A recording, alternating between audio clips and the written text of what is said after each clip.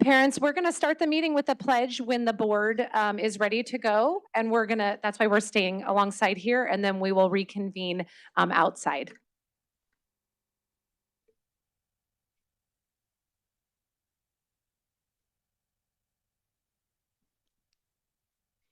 Please join me for the Pledge of Allegiance, and we will have the Liberty Elementary School Choir. Nancy. Oh, excuse me, I have to wait a couple minutes. Yeah, have a seat. Oh, is it good now? The light's on. Okay, okay. So I'm going to start over, and I'm going to do it right for my last time, okay? I would like to call this meeting to order, and I would like to thank Liberty Elementary Choir for the incredible song. It made me feel so good. Thank you. Are there parents here? Are there parents from Liberty students here? Wave your hand. Parents, wave your hands. Yay. Thank you for being here. Your students, all that just made my heart feel so good. Thank you so much. And thank you, Lori Berman, for this beautiful job you did. Thank you very much.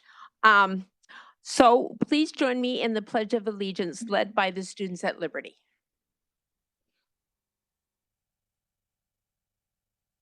Pledge allegiance to the United States of America, and to the republic for which it stands, one nation, under God, indivisible, with liberty and justice for all.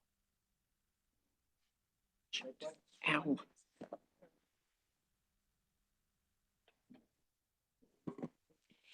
May I have roll call, please? Mrs. Baker, Here. Mrs. Greenberg, Here. Mrs. Christensen, Here. Mrs. Case, Here. Mr. Pantera. Here. The next 6 items are related to board organizational portion of tonight's meeting. Next on the agenda is nomination and election of the board president. And I have one card. Right? Okay, so we have one person who wants to speak about the election of the board president. Susan Winder, if you'd like to come forward, you have G4. Oh, maybe it says G4. Oh, it's before the vote of G4. Okay, okay, excuse me. I apologize. Misinterpretation. Okay, got it.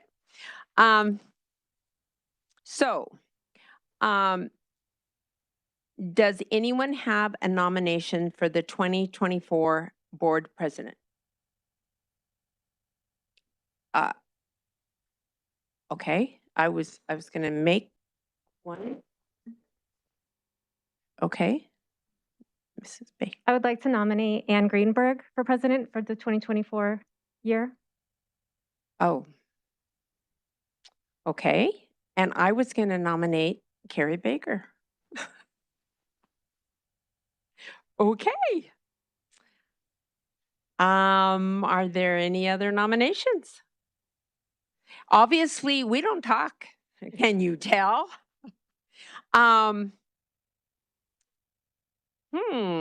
So we get a vote on the first one.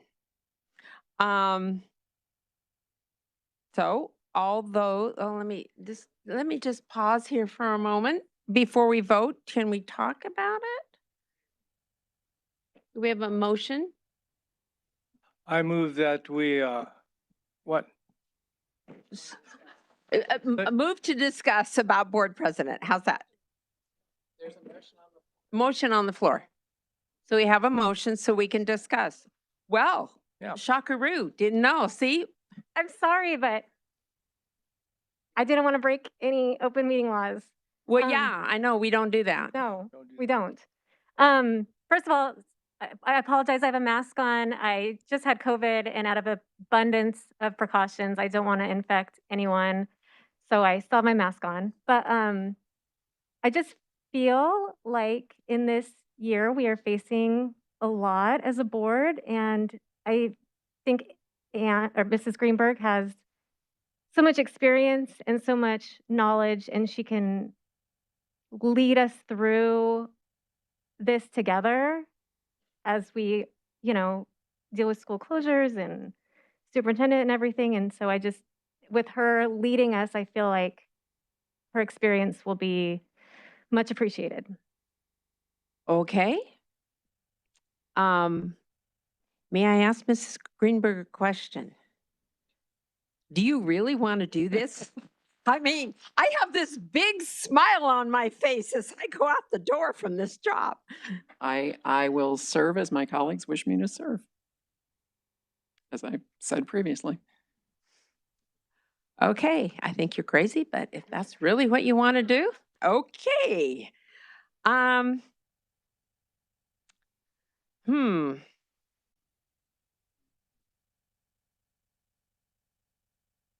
So we've moved and now we've had comments. Any other comments from any other board members? Obviously, we don't talk to each other. Can you tell? Yes. Okay, so you really want to do this? You do. Okay, okay. Okay, I'm not saying you're not capable because I know you are. Okay, so all those in favor of having Ann Greenberg be the next board president for this coming year, say aye. Aye. Aye. Any nays? No nays. 100% voting for? Any absentees? No? Okay, you just got 5 votes. It's congratulations and everything else. Oh, yeah. Is mine straight? Obviously, we don't. No, you gotta give me that. I'm gonna wing it. I gotta wing it. Yeah, but I'm gonna get my coat. Excuse me. I'm gonna get my coat. For today, I'll take it. Can I pull this up a little? Oh, it's way down there. I make know. mine way down. No, it's not. Oh, come on. Push it down and then stand up. Okay. Okay, let me give you the right one. All right. Okay. Thank you very much. Wow. Thank you very much, Mrs. Case, for your service. I know we have more to say when we get to governing board comments. Next on the agenda is nomination and election of President Pro Tem for 2024. I would like to make a motion to nominate Carrie Baker to serve again as President Pro Tem. Are there any other nominations for President Pro Tem? Actually, I should ask Mrs. Baker, would you like to serve as President Pro Tem again? Yes, I would be honored to serve another year as President Pro Tem. Thank you. We have a motion, so yes. Are you okay? Are you okay with this? Yes, I am okay with that. Okay, I just wanted to hear what, we don't talk about this stuff. Okay, so the motion has been made. All those in favor of Carrie Baker be serving as President Pro Tem for 2024, please say aye. Aye. Any opposed? Any abstentions? The motion passes unanimously. And I don't have to turn the mic off. Next on the agenda is establish the roll call vote. So consistent with the board's, thank you. Consistent with the board's practice, the order of voting is decided by lot that we have drawn during the meeting in January of each year. Each board member drew a number prior to the start of tonight's meeting. Mrs. Chisholm will call on each of us to announce our numbers to determine the roll call vote. Mrs. Baker? We have 4. 4. Yeah. Sorry, I will try to speak more clearly with the mask on. Mrs. Case? 2. Mrs. Christensen? Number 5. Mrs. Greenberg? Number 3. Mr. Pantera? Number 1.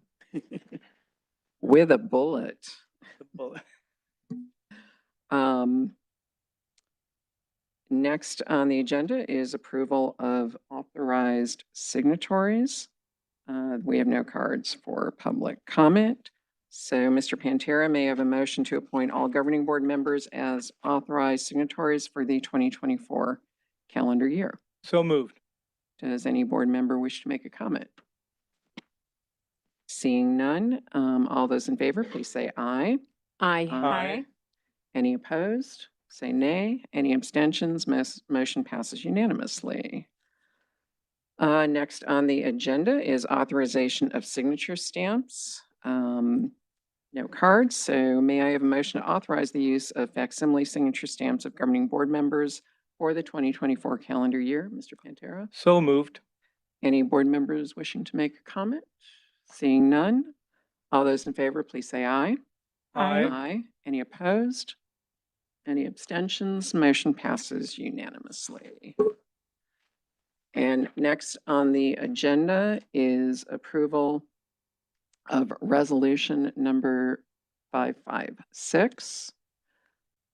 Again, no public comment cards, so may I have a motion to adopt resolution number 556, which is authorization to ratify vouchers, which approves the signing of expense vouchers between board meetings and resolves to ratify the expenditures as reported at each regularly scheduled board meeting. Mr. Pantera? Yes, so moved. Does any board member wish to make a comment? Seeing none, all those in favor, please say aye. Aye. Aye. Any opposed? Any abstentions? Motion passes unanimously. Next on the agenda is approval of agenda. Dr. Bales.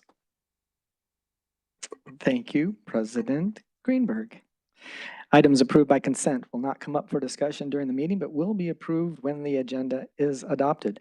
This is possible since members of the governing board receive the agenda along with backup materials at least 24 hours prior to the meeting and have had time to review and consider all items. Prior to the agenda being adopted, members of the governing board may ask that an item be removed from the consent agenda and brought to the floor for discussion at the appropriate place on the agenda. Any member of the audience who submitted a blue public comment card prior to the start of the meeting will be recognized to speak on that agenda item under items for approval. I would like to offer the agenda as posted.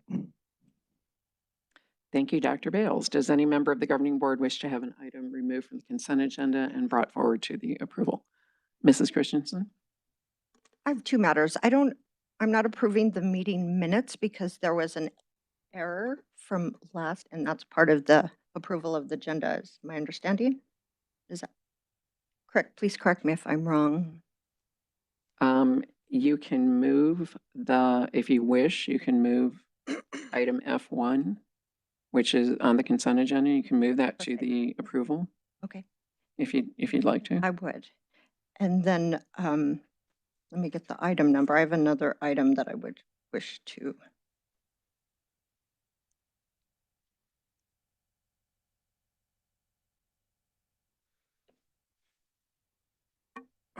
Consent item.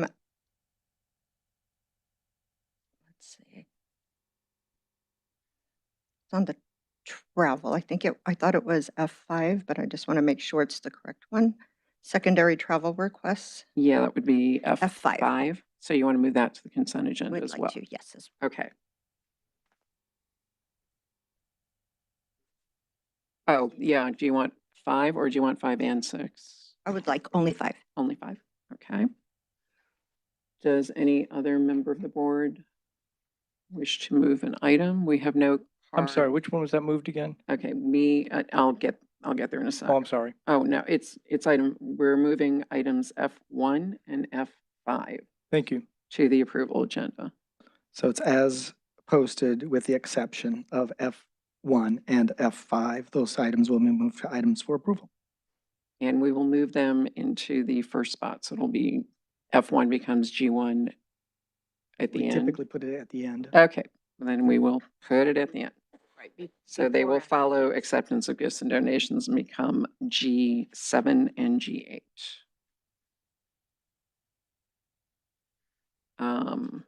So does any other member of the board wish to move anything from the consent agenda? So, Mr. Pantera, may I have a motion to approve the meeting agenda and recommended consent agenda items as now configured? So moved. All those in favor, please say aye. Aye. Any opposed? Any abstention? Motion passes unanimously. Next on the agenda is governing board statements. Mrs. Baker, would you like to start? Yes, thank you, President Greenberg. I just want to say Happy New Year. Welcome back. I hope everyone had a restful break. It's so great to see so many people here. I also just want to say that we have a lot of, hard decisions coming up in 2024, but if we work together and we keep our singular focus on why we're all here, what moves us to be here, our children, then I think that we can get through all of this together. And that's all I wanted to say. So thank you. Thank you, Mrs. Baker. Mrs. Christensen, do you have anything you want to add? Yes, I would also like to thank everyone who took the time out of their evening to come here to be part of this board meeting today. And that Liberty performance, wasn't it amazing? I'm such a sappy mother. I was so teary-eyed. I don't even have a child in Liberty, but it just reminded me of my own senior now that's in choir, that it was just so wonderful. And to hear them singing those patriotic songs, it just warmed my heart. So kudos to Liberty Elementary School. And I just wanted to thank everybody who's been reaching out to the governing board members via email. I tried to reply to some of you, but there was just too many. So we hear you, we thank you, we know that, and I echo Mrs. Baker's sentiments of difficult decisions coming forward, and we appreciate hearing your voice. So thank you for everybody who's taken the time to send those emails. Thank you, Mrs. Christensen. Mr. Pantera, do you have any comments you'd like to make? Oh, thank you. Hello, good evening, everyone, and a Happy New Year, basically. I hope you did have a very meaningful and a rewarding holiday break. I call it holiday break because it's holidays for me. You can't hear me back there? How's that? Okay. I don't want you to miss a single word. Again, happy holidays, happy coming back, and here we are in January. I had a great time for my break. It was very rewarding and satisfying for me.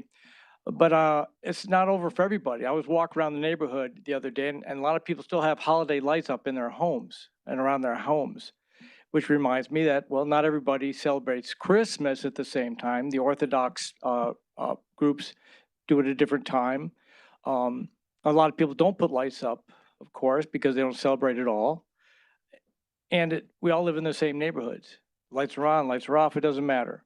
All these different people in our neighborhoods, just like in our schools, makes me feel hope that we're all getting along together in these neighborhoods, in these schools. This January, the Roman god Janus, right?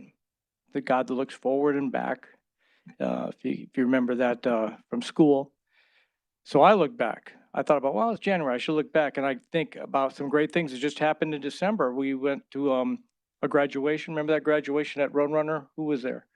Yeah, at the Roadrunner campus, the two people had mid-year graduation. It was wonderful. Very, not a dry eye in the place. And then we saw that great presentation at Fireside, right? The Blue Ribbon, National Blue Ribbon School. All these things in the past, but now the hard part, looking forward. Well, I know looking forward, I'm very hopeful. I know whatever created those kids to graduate and whatever created that Blue Ribbon School is here in our district. And those policies and those practices are going to continue. That I can see, that much I can see into the future. I also see that we can't sit on our laurels. We can't sit on good things that happen. We have to build on those. I also see the challenges, the big challenges ahead of us. The biggest one is, how do we get more students in our district? How do we get more kids here, more children, so that we can solve a lot of our problems by just having more students come to our district? And again, I'm hopeful. With our positive attitude and the positive message we put out, I think we can get this done. So let's look forward to a great new year together. Thank you. Thank you, Mr. Pantera. Mrs. Case, do you have Well, you can see that we don't talk about things. You can only talk to one other member of the board at a time. You can never have a quorum unless you're in public, and we adhere to that. I was shocked. Okay, so I want to say Happy New Year. I hope you all had a restful break over the holidays, and I hope that you enjoyed time with your family and friends. I want to talk about at the end of, since our last board meeting, I did go to the Blue Ribbon Affair at Fireside, and I congratulate Fireside. It was so fun to see all those kids out on the curb in the rain, a little sprinkling of rain, getting an award. It was so fun. And then to top it off, Mrs. Baker's children have gone to that school, and she has a daughter there still. She took me on a tour of the school. You can't find a better tour guide than a parent at a school. They are so enthused. She took me to all her favorite teachers, and we had so much fun. And she told me all the great programs, and the teachers were waving to her. It was just amazing to be at a school with so much energy. And no wonder they got the Blue Ribbon Award, because they work so hard and are so happy together. I have been thinking about this coming year, and I have a lot of optimism. I think things can go really well. Hard things are coming, good things are coming. And the Paradise Valley way is to work together and to listen to each other and be polite and to think about everyone. And it's been interesting because I've been in this district. My oldest child is 44, and he came into this district when he was 5. So I've been involved with Paradise Valley for a long, long time. I've had my children's school closed. I've had all kinds of things go on. And what I love about Paradise is that we work together and we are polite and we listen to the other person, and I have appreciated that so much. So I'm glad to turn the reins over to a surprise person in very capable hands, to Mrs. Greenberg. Thank you. Thank you, Mrs. Case, and I want to say thank you again for your leadership in 2023. There's a lot we went through, and I hope everybody can join me in thanking Mrs. Case for her leadership.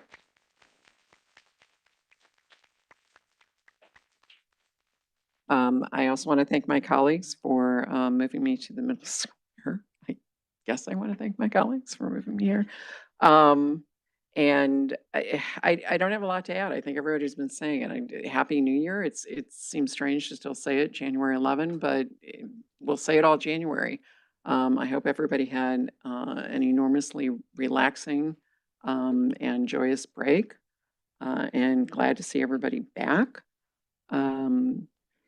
The Blue Ribbon ceremony at Fireside was truly wonderful to be able to participate in, just as an observer, but you can absolutely see from every student there and every teacher and every staff member and principal why they earned that prestigious national award. It was amazing. I also want to shout out to past principals who joined the ceremony, and Superintendent Tom Horn, who also was there recognizing the school. It was a terrific event. And I also would like to echo what my colleagues have said. This is going to be a year in which we as a community have much to do, and we will do it together. And I have a great deal of hope and optimism because we are Paradise Valley, and that is what we do. And we will, we have opportunities to do great things, and I think we will take advantage of those opportunities. So thank you very much. And next on our agenda is awards and recognitions. Dr. Bales. Thank you, President Greenberg. At this time, I'd like to invite the governing board to join me in front of the dais.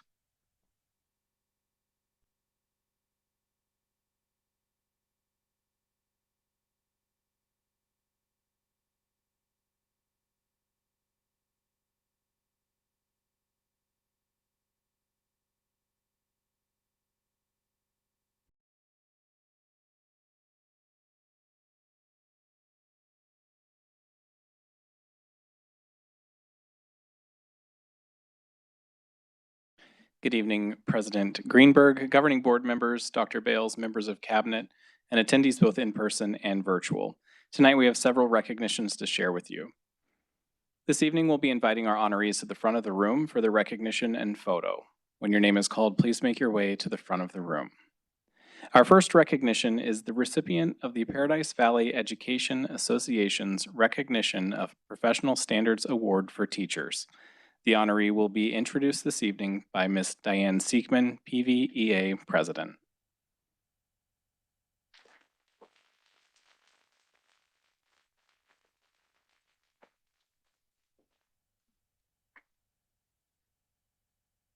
Good evening, President Greenberg, Governing Board, Dr. Bales, Cabinet, and guests. I'm pleased to present the PVEA Props Award this evening to Shirley Hallman, a teacher at Roadrunner School. Shirley was nominated by her colleagues for this award, and this is what they shared about her. Shirley is an amazing teacher. What makes her amazing is her ability to connect with each student in her classroom and come up with concrete ways to guide their social and emotional being. She is always willing to help me when I have random questions about school city testing, setting up curriculum, and putting grades in Infinite Campus. She finds ways to support the learning of her students and how to brighten the day of the adults on campus. Thank you, Shirley, for helping me and being an inspiration to others around you. When I delivered the award, I was able to personally observe her students' enthusiasm, excitement, and love for their teacher and my colleague, Shirley Hallman. I am thrilled to present her with the PVA Props Award for the month of December.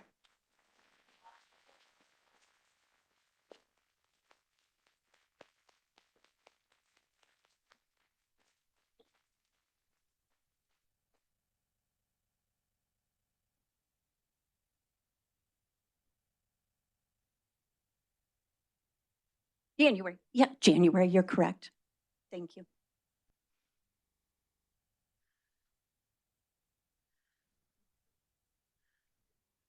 Yay. And it was January. I misspoke. Thank you. Congratulations.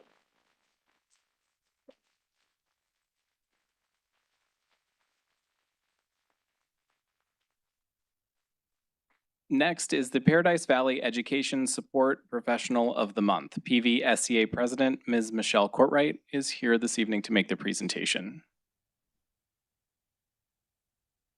President Greenberg, Governing Board, Dr. Bales, and Cabinet. It is with great pleasure that this month we are recognizing Acela Moreno. She is the Administrative Assistant at Greenway Middle School.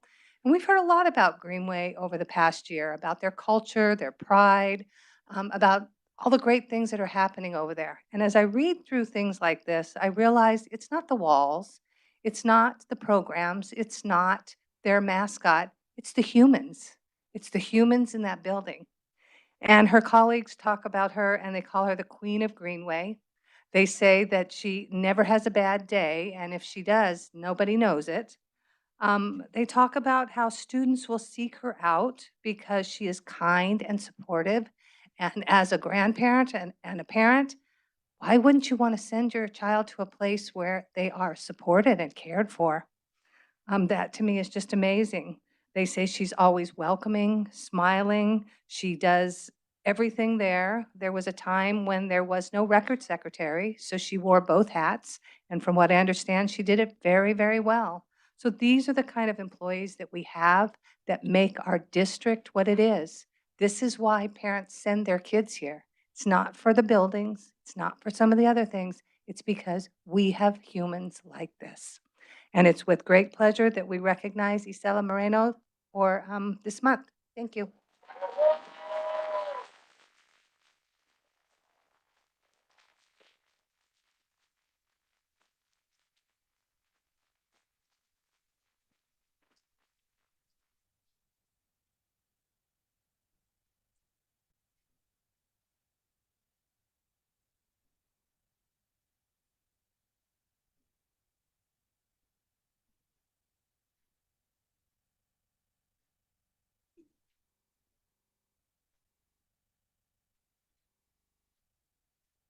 Just one more, sorry.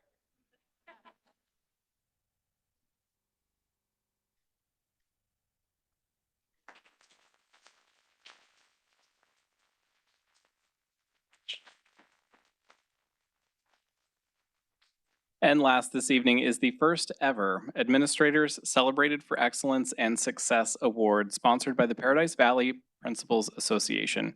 This new award will be a quarterly recognition. PVP President Dr. Missy Martin is here this evening to make the presentation.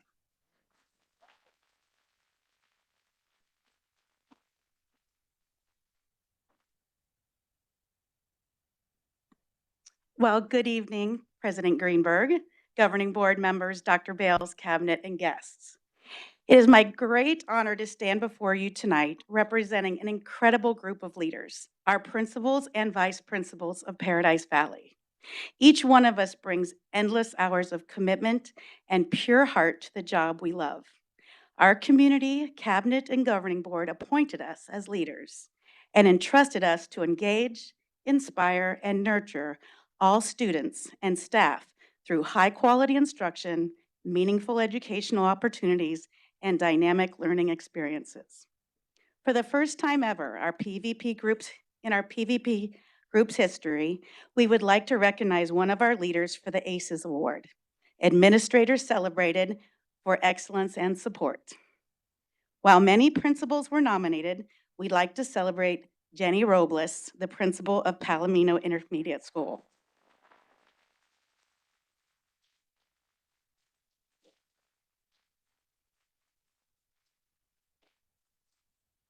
Mr. Dennis shared, Jenny is one of the longest standing principals in our district. She serves one of the most diverse communities and does so with continued grace, energy, and professionalism. The Palomino community is so lucky to have her as their leader and advocate. I'm inspired by her dedication and longevity in that position. Well done, Jenny.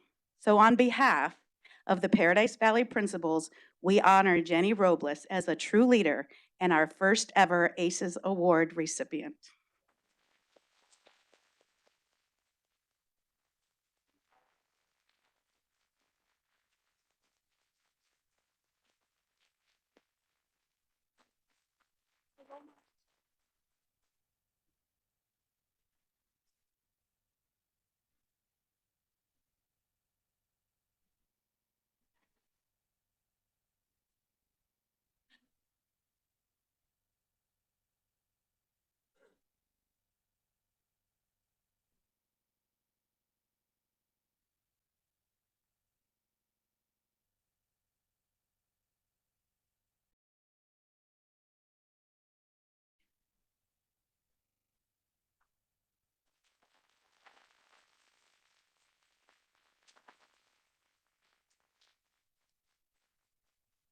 And that, President Greenberg, concludes this evening's awards and recognitions.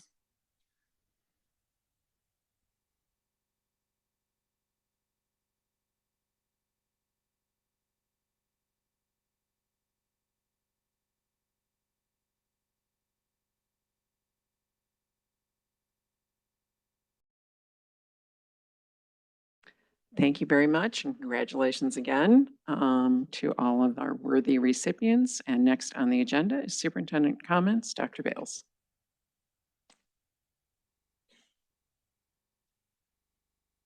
Thank you, President Greenberg.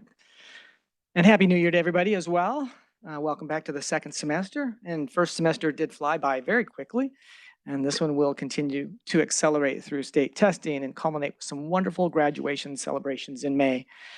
This week, we hosted two of our first 5 community forums regarding potential school closures and boundary changes. After next week's 3 regional forums, we will conduct a public hearing on Tuesday, January 23rd, 6:00 p.m. at Paradise Valley High School. As mentioned earlier, our mission statement was mentioned in one of the recipients' presentations, and it is as follows. In PV schools, we engage, inspire, and nurture students through high-quality instruction, meaningful educational opportunities, and dynamic learning experiences. And some of those experiences include extracurricular opportunities for students like PV Women and Information Technology, PV WIT. Recently, Georgina Bearfield, a senior at Shadow Mountain High School, a member of PV WIT, had the privilege of presenting to the Arizona Department of Education and to teachers from around the state on the topic of artificial intelligence and machine learning. As The AI ambassador, Georgina, impressed attendees with her extensive knowledge of in this field. Georgina's deep understanding and proficiency in these complex fields are impressive, demonstrating her dedication and passion for technology. Learn more by listening to next week's special AI episode of PV Beat, which can be found on Apple and Spotify. Congratulations to Georgina. PV Schools is here to guide families on their journey of excellence and hopes to inspire and influence them with choosing the best school for their children. National School Choice Week is January 21st through the 27th. And with that week quickly approaching, I want to thank all of our families who have chosen PV Schools. The district is proud to offer a variety of unique opportunities that meet the individual needs of every child. And with programs such as advanced placement, athletics, career and technical education, dual enrollment, dual language immersion, fine arts, and much more. PV Schools wants to continue to encourage parents to make decisions about their children's education based on the factors that matter most. And PV Schools is a leader in choice. And I can say with confidence that families have so much variety and ample choices here in Paradise. To see all of the great opportunities here in Paradise, please visit our website at pvschools.net. Running up on us quickly is the 5K Fun Run. And it will happen, our 14th annual Community Fun Run. This event encourages active lifestyles among our students, staff, and community, and will be held on Saturday, February 3rd in person at Horizon High School. Registration is open, and participants who register by the extended deadline of January 19th will receive a t-shirt. For more information or to register, visit runsignup.com between now and February 3rd. More information can also be found on our website and by listening to the district's podcast, PVB, on Apple or Spotify. College and Career Presentations. College and Career Service Department is offering a virtual presentation geared towards students with IEPs and 504s that will provide information on the many post-secondary pathway opportunities offered to students. This presentation will guide high school seniors and families through the College and Career 101 process. Join us for this virtual presentation on January 24th at 6 p.m. For more information, visit the College and Career Services site from our homepage at pvschools.net. And finally, Preschool Universe is open. We're excited to welcome our youngest and newest students and their families to Paradise. On Thursday, January 25th, the Community Education Department is hosting a Preschool Universe Parent Information Open House for the 24-25 school year. This is a virtual open house, and parents can sign up by visiting our website. And those are my comments tonight. Mrs. Greenberg. Thank you, Dr. Bales. We are now on to G, items for approval. First is G1. Dr. Bales, consideration approval of resolution 555. Thank you, President Greenberg, governing board members, cabinet, and guests. And tonight we present for consideration this approval, a memorandum of understanding between Honeywell International Incorporated and PV Schools. This memorandum of understanding is a new agreement with Honeywell International and PV Schools to provide support for science, technology, engineering, arts, mathematics. That's our STEAM educational opportunities for students and staff in conjunction with our strategic plan initiative. Honeywell has identified a team of employee volunteers who will work with our career and technical education department to assist in developing age-appropriate STEAM activities, including, but not limited to, providing mentorship to high school students, participating in PV Schools STEAM events, and offering teacher mentorship on industry needs and standards. This MOU has been reviewed by our legal counsel, and we present for your approval.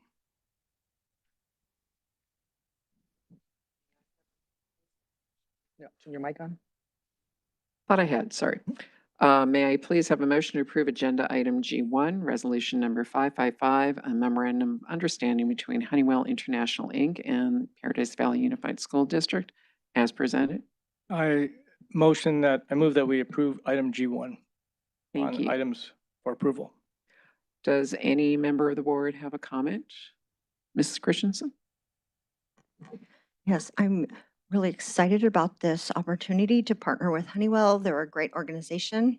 And fun fact, I moved to Arizona to be an IT project manager for Honeywell, and that nobody cares, but That's another reason that I'm really excited about this partnership, and just the more that we can focus on education, STEAM, academic achievement, I'm all for that. So I'm really thrilled about this partnership. Thank you, Mrs. Richardson. Anybody else have any comments? All in favor, please say aye. Aye. Any opposed? Any abstentions? Motion passes unanimously. Thank you.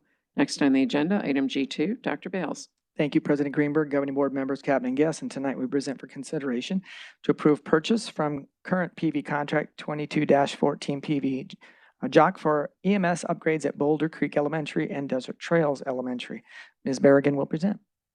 Thank you, Dr. Bales. President Greenberg and Governing Board, approval of this agenda item will provide for the upgrade of outdated energy management systems that control lighting and HVAC at Desert Trails and Boulder Creek Elementary Schools. These updated controls allow us to maximize energy efficiency, maintenance response, and manage overall system performance to provide a comfortable learning environment. And with that, I'm happy to answer any questions.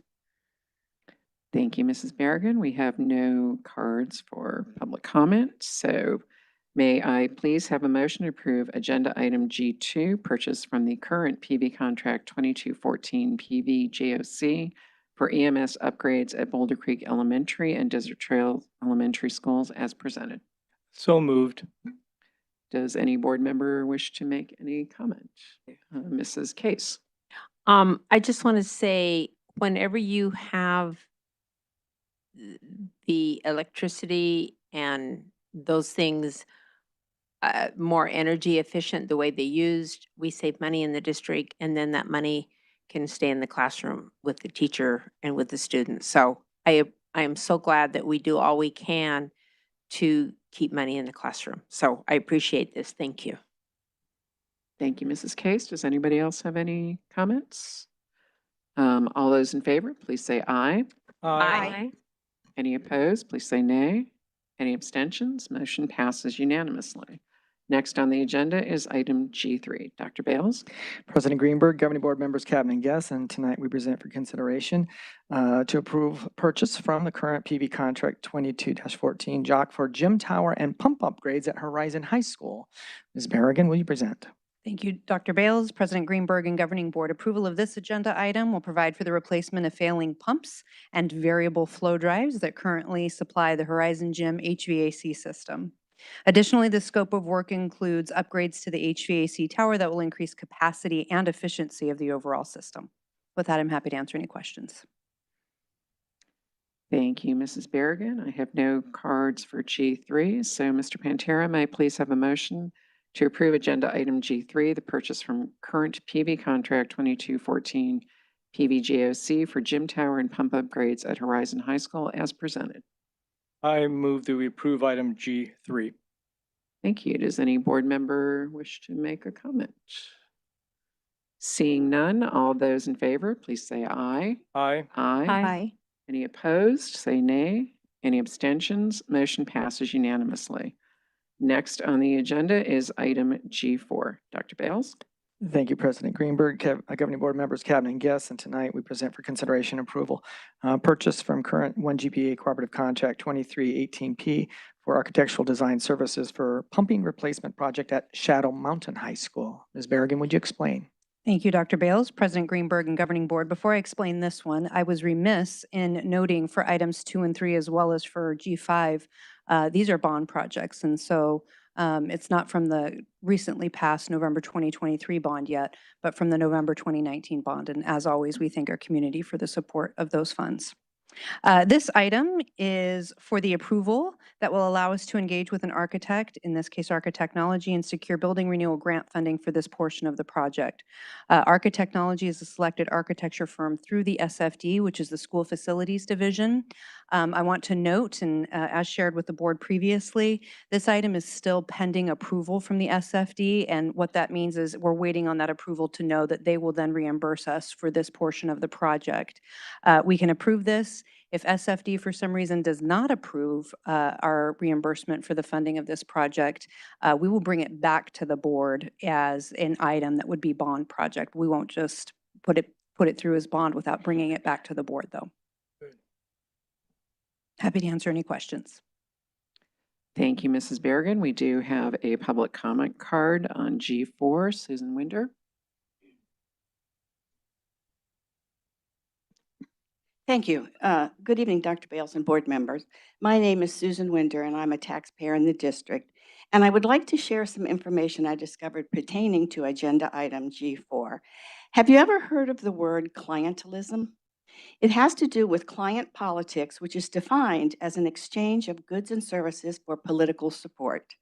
Agenda item G4 is an example of this. You want to approve a contract with Architectural Design Services for $809,316.48.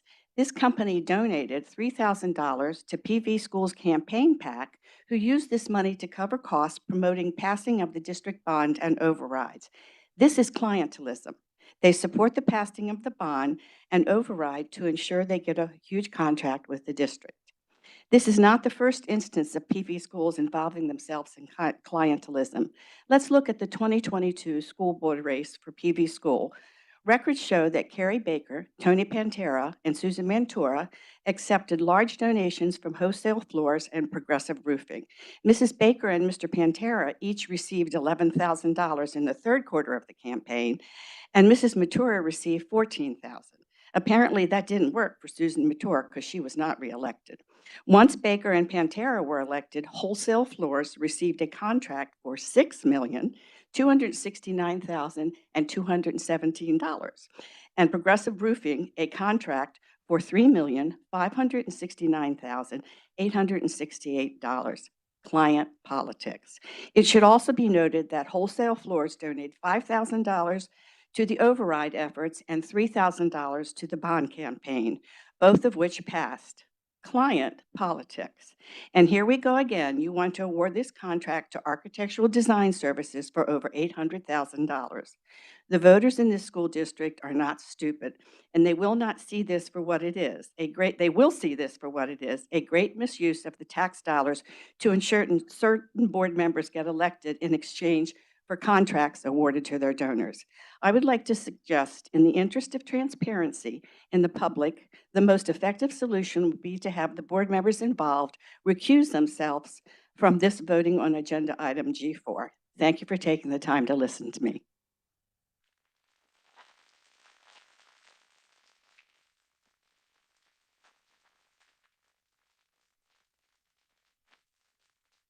May I please have a motion to approve agenda item G4, the purchase from current 1 GPA Cooperative Contract 23-18P for architectural design services for plumbing replacement project at Shadow Mountain High School as presented. I move we approve item G4. Does any board member wish to make a comment? Mrs. Case? People do make donations in our district, but I believe the contracts go through our financial department, are separate. And if I didn't, I would yell and scream. So I feel that this is a legitimate process. Does anybody else? Mrs. Baker? Yeah, I just have a question. When was the last time any of this was updated for Shadow Mountain? It is original to the school, which this year they are celebrating 50 years. So it sounds like it is much needed. Thank you, Mrs. Berrigan. You're welcome. Does any other board member have any comments? All those in favor, please say aye. Aye. Oh, I'm sorry, Mrs. Christensen. Sorry, I apologize. I did not see. Okay.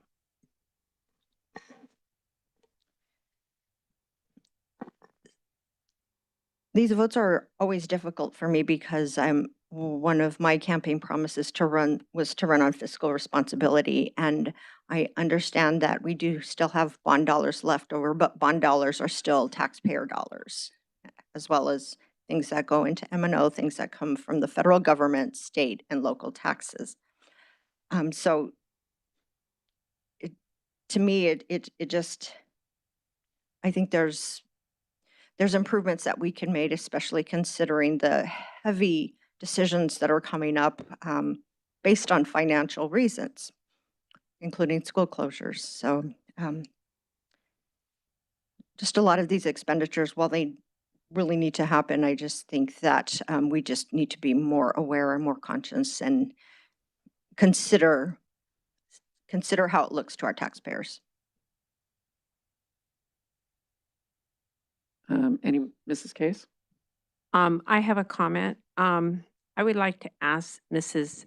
Berrigan, what is included in this proposal in this plumbing replacement project? How extensive is it? This is an A to Z plumbing replacement project. This is piping below the ground. This is concrete core drilling. This is replacement of actual fixtures. It will be a significant project. And I would just remind that this is being paid for not by bond. We're hoping to get this approved by the School Facilities Division. So that would not be local taxpayer funds. Ms. And- Berrigan, would you also explain the SFD's expectation for the chosen vendor? This is their vendor under We procurement, can select a vendor from a list of their approved vendors. their approved vendors. Correct. But I would also say these funds wouldn't be able to be used for helping with school closure, which I think I heard mentioned. I have another comment on the plumbing.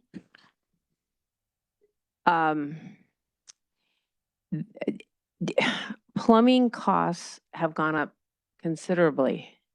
Everything my husband's in contracting, and in the last 7 years, the cost in construction has gone up 40 to 45%. The same thing that was built 7 years ago is now 40% more. So I'm just wanting everyone to understand that. And if this is the original plumbing at Shadow, we need to be preventive, because if plumbing is a problem, school can't go on. Thank you. Does anybody else? Mrs. Christensen? Just one last comment. While I understand that plumbing needs to be replaced, and I would just advocate in the future that we really take a hard look to start getting some competitive bids, so that, because of what Mrs. Case had indicated, that expenditures are going up, and it's important to try to get the best cost for our dollars. And it's my understanding that the One GPA consortium, they don't have to, once they're approved, they don't have to provide competitive bids if it's under a certain dollar amount, which this falls into that threshold. So just a comment. Ms. Berrigan, would you please help understand the procurement process, please? Yeah, when we do a JOC process, it's still a competitive process. The competition happens up front when vendors are put on the list. They all have to follow means book pricing, which includes the pricing for everything from screws, nuts, and bolts to labor on particular projects and things like that. So they have to adhere to all of those things. The competition happens up front. We believe that competition is important in these projects and want to get the project in the best interests of the cost for the district and not expend funds that we don't need to expend. I have a question for Mrs. Berrigan. So, Mrs. Christensen? So who in your group does the approvals for these job or contracts? Because ultimately it's the role of the governing board to approve expenditures. But this kind of is a flashback from last January when I started on the board, when when you're approving expenditures, it's very important to see the details, and we don't get the details. We don't get to see, as a governing board, we just get to see the dollar amount and some high level explanations. And so that is what my concern is when this process. So who gets to approve the detail when they do the JOC, the job order contract, the quotes to get approved for this? So the JOC contract itself is approved by a team who reviews it through one GPA and approves the vendors to be put on the list. When we have a project, we have a team of our experts who understand the pricing within the construction community and know when something is reasonable pricing for us. And so we have an excellent team, and I'm not sure they know who's donated to any campaigns.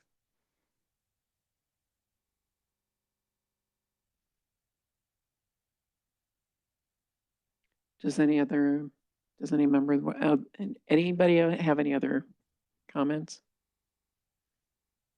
Hey, I just want to say, it seems to me that given that this is 50-year-old pipes we're talking about, I hope that SFD approves this, but if they don't, I'm sure we will see it back. But at the moment, we are approving this so that we hopefully can get it funded through the state. All those in favor, please say aye. Aye. Any opposed, say nay. Nay. Any abstentions? Motion passes 4-1. Next on the agenda is G5. Dr. Bales. Thank you, President Greenberg, governing board members, cabinet, and guests.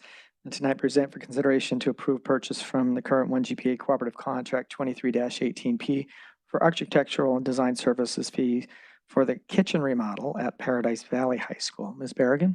Thank you, Dr. Bales, President Greenberg, and Governing Board.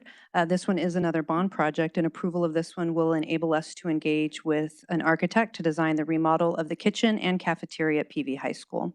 The scope of the work to be designed includes flooring, plumbing, refrigeration units, replacement and removal of outdated equipment, serving lines, cafeteria, multipurpose space, and other design-dependent elements of the project.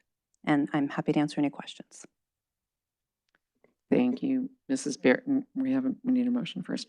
There are no cards for public comment. Mr. Pantera, may I please have a motion to approve agenda item G5, the purchase from current 1 GPA cooperative contract 23-18P for architectural design services fee for kitchen remodel at Paradise Valley High School as presented.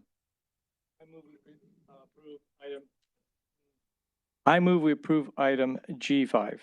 Thank you very much. Does any board member have a comment? I know Mrs. Case got her hand up. Tell us again what this includes for the audience.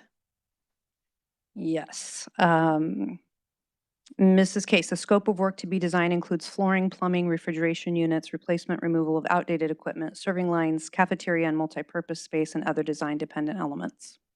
And how long has it been since it's been redone in the past? Ooh, this one I'm going to have to ask Dr. Drew Davis to use his fingers and tell me a number. Or Mr. Dennis.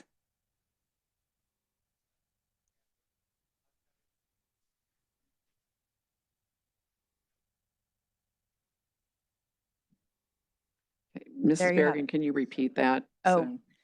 The building, okay, I didn't know I needed to memorize. 1957. 1957, the building was built. Yeah. There have been a few cosmetic replacements, but never a complete overhaul. Is that, okay. Okay, the reason I ask that is I've been in there many, many times. All 7 of my children went to PV. This needs to be done. Does anybody else have any? Mrs. Baker? Yeah, Mrs. Berrigan, this is coming from grant money, correct? Not bond? This one is bond money Oh, as this well. one is Just bond money number, as well. just number 4 was SFD. Just number 4, okay. Mhm. Okay, thank you. You're welcome. Anybody else have any other comments? It says, Point of information and clarification. On our notes, it says funding source is School Facilities Division Building Renewal Grant. This one is not. That is an error. Okay. Can we have that corrected? Yes. Now I know why I thought earlier this week that it was being funded by SFD, because I must have read that too. We will get that corrected. Any other comments or questions? All those in favor, excuse me, all those in favor, please say aye. Aye. Any opposed, please say nay.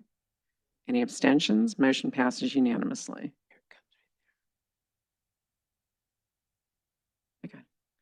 Okay, next on the agenda, I'll get that in a moment, is acceptance of gifts and donations. I'd like to review a few of the donations. Dorito Partners provided items for the Echo Mountain Intermediate School store for the Be Kind store in the amount of $1,000. Abrazo Central and Abrazo Scottsdale medical staff, provided $2,000 to Greenway Middle School for school supplies. And the Greyhawk Classic Residence Foundation provided Greyhawk with $5,000 for supplies for culinary, PE, MTSS, and music programs. At Horizon, Jeff Nolan donated $2,000 for the softball field sound system. At North Canyon, Justin's gave $3,000 for staff events. At PV High School, Abrazo Central and Abrazo Scottsdale medical staff donated $2,500 for food, clothing, supplies, equipment, testing, and scholarships. And Robert and Pamela Klein donated $2,000 in camera equipment for the school newspaper. And at Shadow Mountain High School, the Thunderbirds Foundation donated $1,000 for girls golf. There are many other donors on this list, and we thank you all. If you're here, thank you very much. If you know of anybody, please thank them for us. And Mr. Pantera, may I have a motion to accept gifts and donations, please? I move we accept item G6. Does any board member have any comments? Seeing none, all those in favor, please say aye. Aye. Aye. Any opposed, please say nay.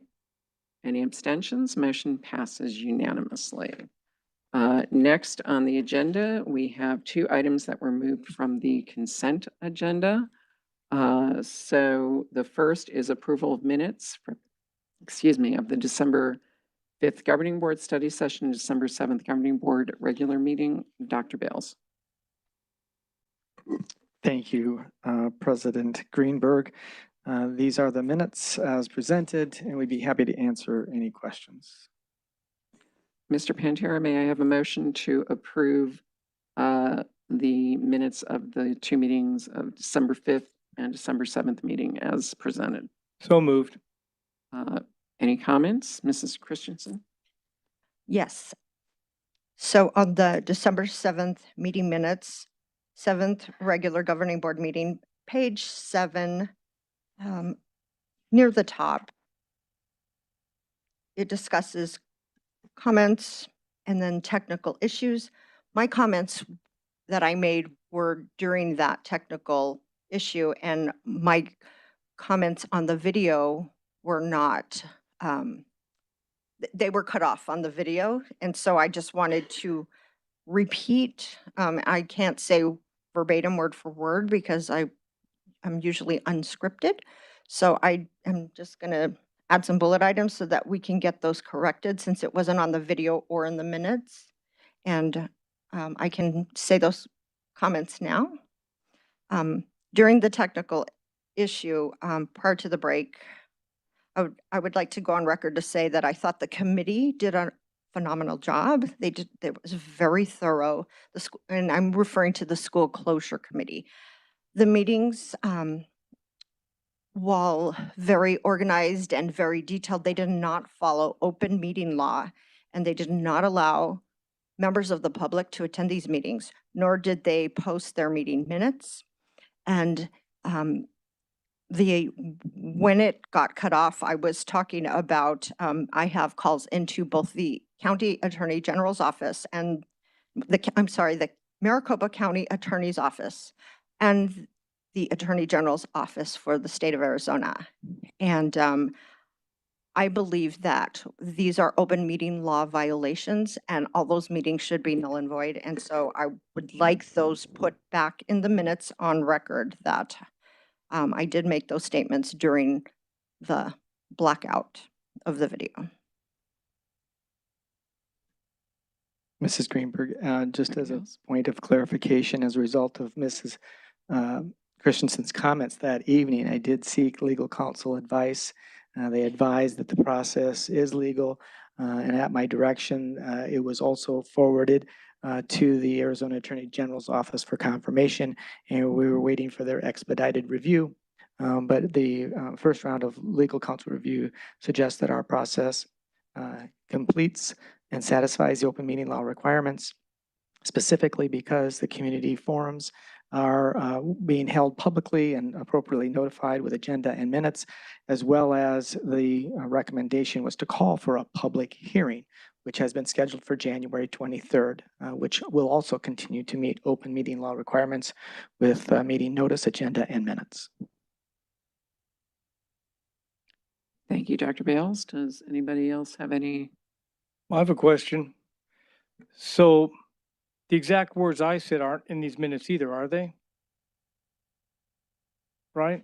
So, Mr. Pantera, the minutes here are general summary minutes. Right, they're general summary. So Right. my But exact there words is a aren't in there. record, on audio record and visual record on the website, and they're in two parts.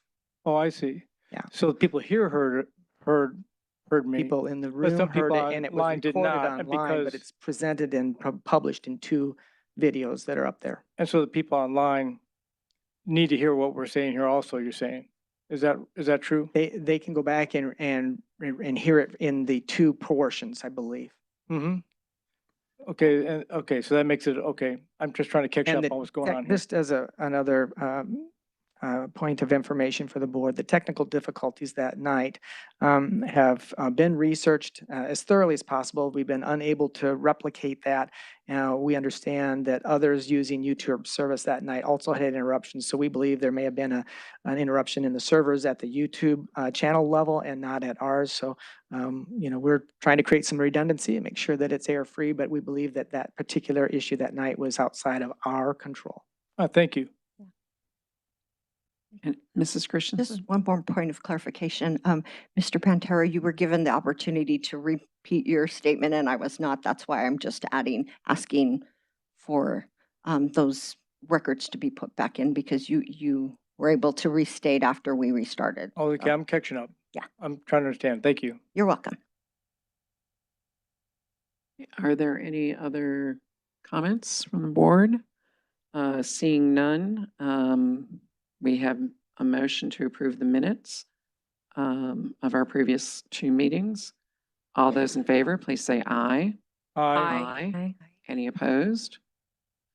Any abstentions? Motion passes unanimously. Consent item F5 was also moved to the items for approval. And I will turn it over to Dr. Bales. Thank you, President Greenberg. Tonight we present the consideration approval of Leadership Secondary Administrative Certified Travel request as presented.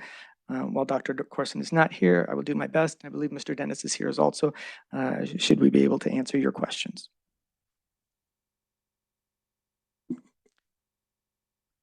Thank you. Mr. Pantera, may I have a motion to approve consideration and approval of Leadership Secondary Administrative / Certified Employee Travel requests? So moved. Does any board member wish to make a comment? Ms. Christensen? I would like to ask Principal Dennis some clarifying questions about the travel. Should he come to the? Okay.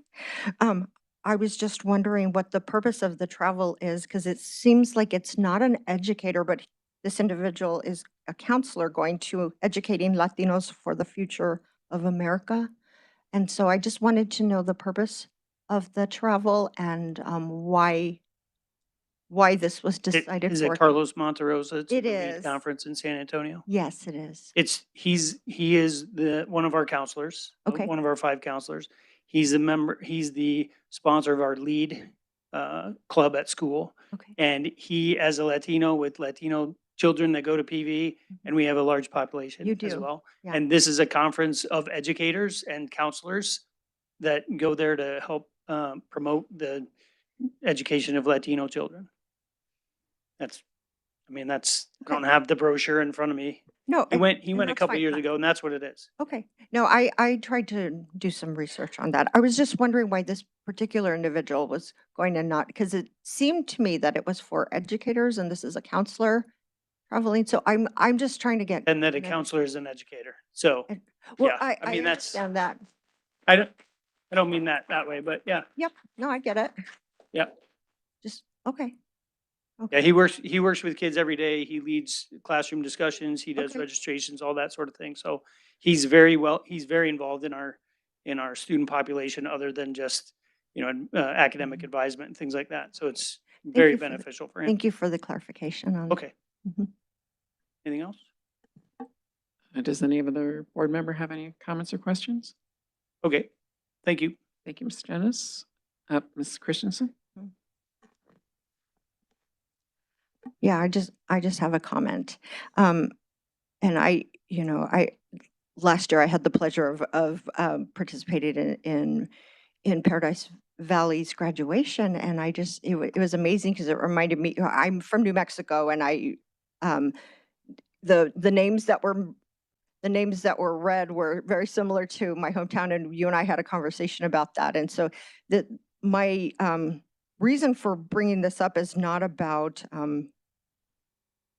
bringing down the Latino community, because I am part of that. But what I would like to see when we're making expenditures, especially for travel, is to make sure we're focusing on education for all our students. And while I do get that you have a very large Hispanic population in your school, I just would like us to start focusing on our children and looking at them as humans and students, and not people of color or the color of their skin or their gender, because I think all our students deserve a good education, and all our students need to be treated with respect and the utmost, the best education possible. And so that's just my personal opinion, but thank you for your clarification. I really appreciate it.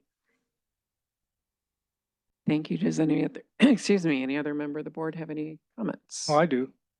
Mr. Pantera? I'm glad that hopefully we approve this. Because specialists need to go with those special populations they deal with. If we send a special ed teacher to a conference that helps special ed kids, well, that's just special ed kids. We're not excluding everybody, okay? Okay, we're helping everyone by sending people that can learn more about their specific children that they teach. We send the special ed people to the special ed conferences. We send people who work with a lot of Latinos to a Latino conference.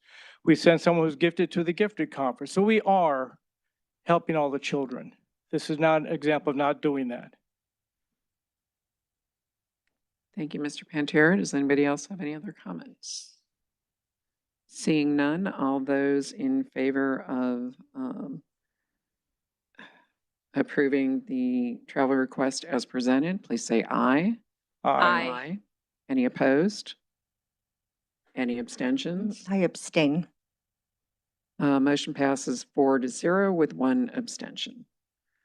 Next on the agenda is call to the public, so please turn your attention to the video monitors.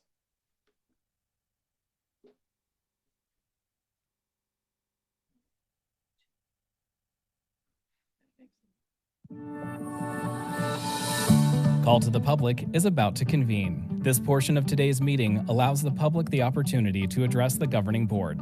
Although state law does not require that the governing board hold a call to the public, the Paradise Valley Unified School District and its board have chosen to do so because we believe it's important to hear about concerns and issues from our community. While call to the public is not designed to be a discussion, the board is here to listen. Due to Arizona open meeting law, the governing board cannot respond to, discuss, or take any action on items brought up during this time. However, staff members may be directed to get back to you and address individual concerns. As a reminder, the point of this and every board meeting is to accomplish the business at hand, and to be able to do so in an open and collaborative way. All in attendance are expected to observe meeting rules, as well as rules of politeness and decorum, so that we may serve as an example to our students that issues can be discussed in a respectful and civil manner.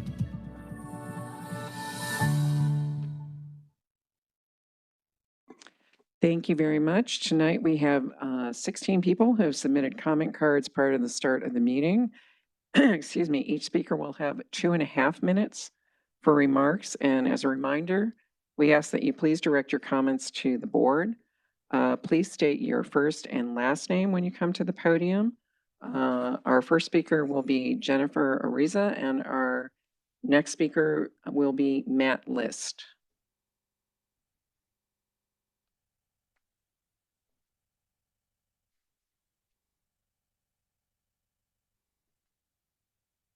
Hi, my name is Jennifer Riza. I first want to say thank you for the time that each one of you put into your positions. I also want to thank you for your professionalism and how you present and conduct yourselves in these board meetings. And congratulations, Mrs. Greenberg, on your president appointment for this year. I stand here tonight as a concerned parent in the Paradise Valley School District, and I appreciate the opportunity to speak. My concern as a parent in the district is the education and welfare of the students. While I still am concerned about the increasing sexualization of our students, I want to speak tonight about the comments being made about why we are losing budget dollars in our district. It has been commented on multiple times that the reason we're losing funding is because of the ESA program. Why am I concerned about these statements? It's because we're not focusing on how we, as a district, can become the school of choice for our community. Has the board spoken to parents who have left our schools? While some parents do choose a school that focuses on their child's special needs, the parents that I speak to are opting for other schools because Paradise Valley is concerned with too many other things on social agendas instead of the best education for our students. Do you think it's easy to take our children out of our local school? It's not. It's not convenient, and it's so much harder on the family. But if our schools are not going to focus on providing a quality education for our kids and instead are going to focus on social activism, we will continue to lose students. I also looked into school funding and ESA so that we could start to have an honest discussion. There's an article, Arizona Public School Funding per Student, that was published last August. And it stated, when funding at the state, local, and federal levels are combined, the average Arizona K-12 student has an estimated $14,673 allocated towards them in fiscal year 2024. This reflects a steady increase from fiscal year 2015, which was $9,124. There was a statement made by Tom Horn, the superintendent of public instruction, stated, taxpayers pay both state and local taxes. Horn said, combined, they contribute about $13,000 per student. Some estimates are higher for every student in public school. If a student leaves a public school for a private school and obtains a payment from ESA of $7,200, that is a savings of about $6,000 per student to the taxpayers. Thank you. The next speaker is Matt List, followed by Max Fleischman. President Greenberg, members of the board, members of the cabinet, Dr. Bales, and guests, my name is Matt Lisk, and I am representing my family, the Pinnacle Boys Lacrosse student athletes, coaches, and parents, because of a recent decision to deny these student athletes from using the stadium field at Pinnacle, a decision that is inequitable, discriminatory, and in direct opposition to the stated mission and vision of both Pinnacle High School and PVUSD. This is the same turf field that the district website touts as durable, easy to maintain, and designed for year-round use. Would taxpayers have voted for the bond issuance if they knew that not all students in the district would benefit?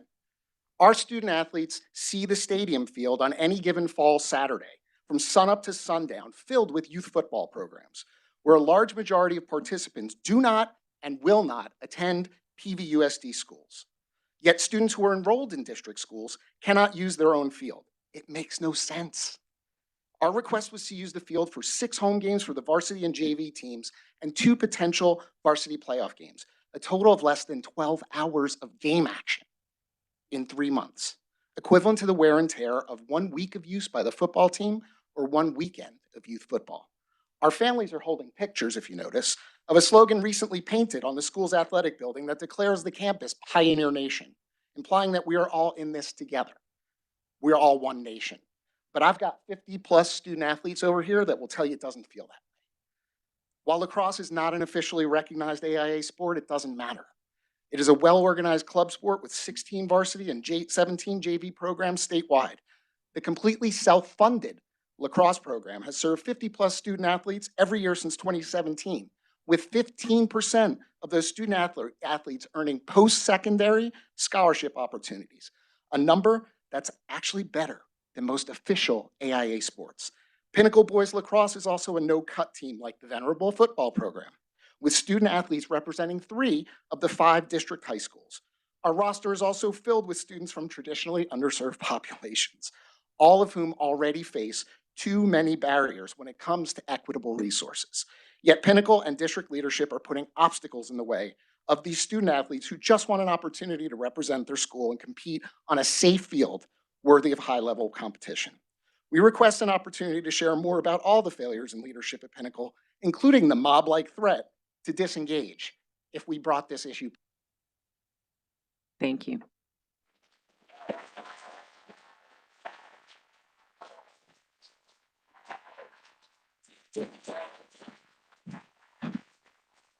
We would appreciate.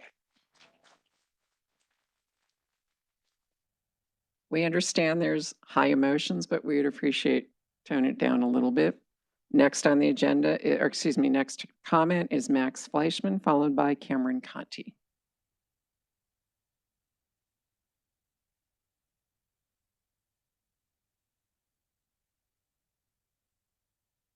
Good evening. Thank you for having me.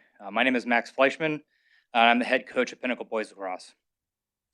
These are the kids of Paradise Valley School District taxpayers, and we're talking about using a public facility. I understand that there's more factors in play, but in my mind, that's the single most important component. We're a registered school club at Pinnacle. We are not a third-party organization. These are good kids. These are great kids. This program is moving in the right direction, and these kids are moving in the right direction. We have 3 seniors committed to play college lacrosse. We have 5 more seniors that are being recruited and several other underclasses. I expect at least 6 or 7 of them to play in college, and that would be the most of any athletic team at Pinnacle High School, regardless of roster size. Last year, we finished the season with the highest ranking in program history at number 7 in the state, and our seniors won their first ever playoff game. This year, we're expected to be in the top 5 in the preseason poll, and we'll be contending for a state championship, led by a group of 13 seniors on a roster of about 25. These seniors deserve to play on their home turf. We're an inclusive team. We don't tolerate racism, homophobia, or the mistreatment of the differently abled. The legendary head coach at the University of Virginia, Lars Tiffany, says, "The game of lacrosse is a preparation for life." We believe in using sport as a way to make our kids better students, better neighbors, better citizens. We teach our kids to come up with a goal and a plan, and then reprogram themselves to make sticking to the plan the new goal. Discipline and consistency will be the keys to success in whatever endeavors they're pursuing. In the last few years, we've seen an incredible growth in the sense of our community. Starting varsity seniors pick up freshmen to play wall ball or to get live reps, or even just to play video games and hang out. Our guys carry extra equipment in their bags in case someone forgets something. They don't do these things because I asked them to. That's just who we are. Regarding our usage of the field, we reached out to a rep at AstroTurf, the leading turf distributor in the country, about what kind of damage lacrosse does to the turf and whether it creates more wear and tear than other sports. And his answer was simply, absolutely not. He said sometimes our goals can leave a crease on the turf where they're positioned, but the tool they recommend to fix that is a $13 rake from Home Depot and about 10 seconds of grooming. Our kids are a part of Pioneer Nation. They believe in Pioneer Nation. And all we ask is that Pioneer Nation believes in us back. Thank you.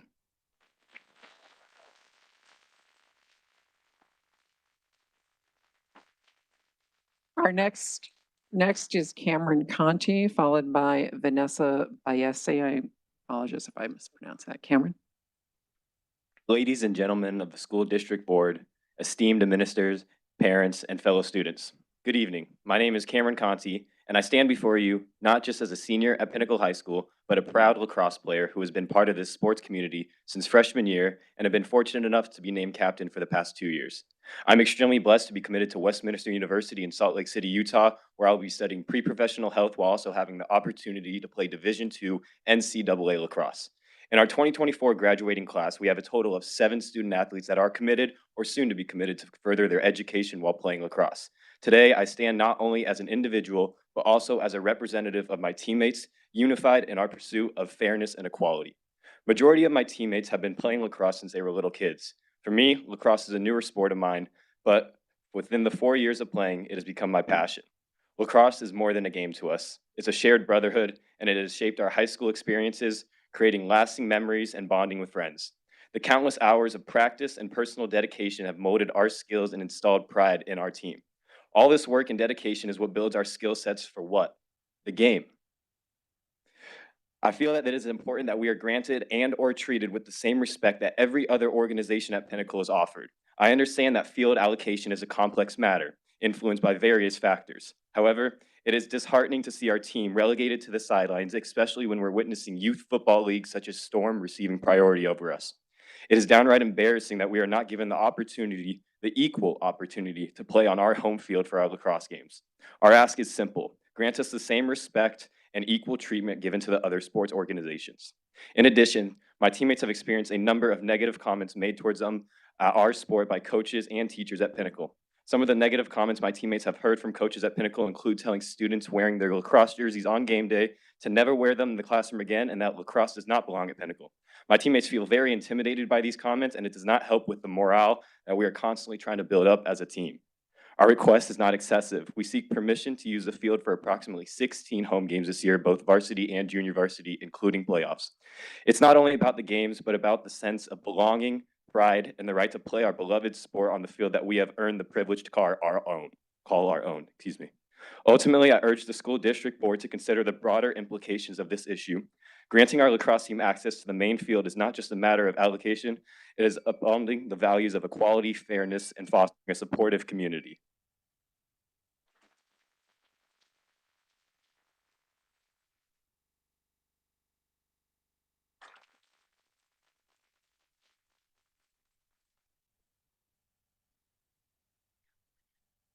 Sorry, Vanessa Bay. I'll have you pronounce it, and I apologize, followed by Karen Duckworth Barnes. Good evening. I'm Vanessa Barcy. I'm usually scared of being in front of a lot of people, but I'm doing this for my school. I was a student at Desert Springs Preparatory for 3 years, but those 3 years I made so many friends from going to that school. Please save my old school so my brother can finish his last few years at Desert Springs Preparatory. He loves it there. Basically, everyone loves this school. Thank you for listening to my speech.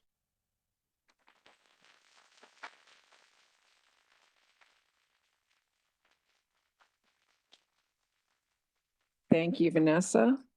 Next is, okay, I do have it on. Karen Duckworth Barnes, followed by Amber Swanson.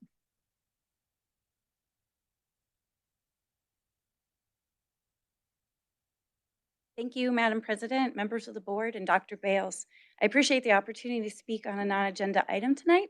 My name is Karen Duckworth Barnes. I am a proud parent of 3 students, 1 graduated and 2 currently attending Desert Springs. I'm sorry. I have had a student continuously enrolled at Desert Springs since 2011. I've watched this school grow in, the goals for their students, citizenship and community, and the resources that they've offered us. I am speaking in opposition of the potential closure for this school. When you address this for your final decision in February, I urge you to consider the many emails I know you're receiving and the comments that you'll get from other parents tonight, and my own support for Desert Springs. My children have benefited immensely from the small but mighty school. There's amazing and dedicated teachers and staff, and the technologies. There are rich traditions that they've handed down over the years. There's so many things I'm truly grateful for.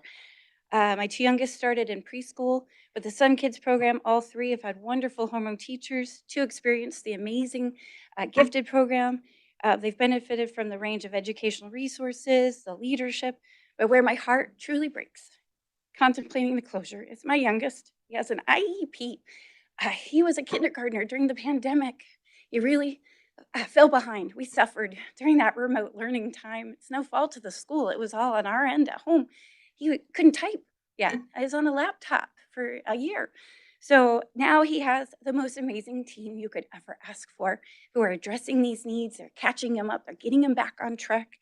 And we're really seeing it turn that corner. And every single one of them has helped focus on him, on that IEP, as an individual. They have the time. They have that quality time to give him, because our school is amazing at these. They've really become a valuable community asset for our structured program.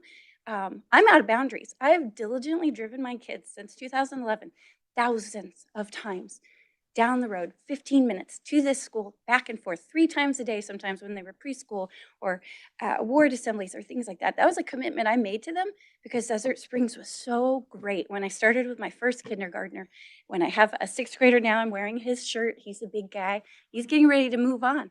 But my little one, he needs Desert Springs. Thank you. I appreciate the time.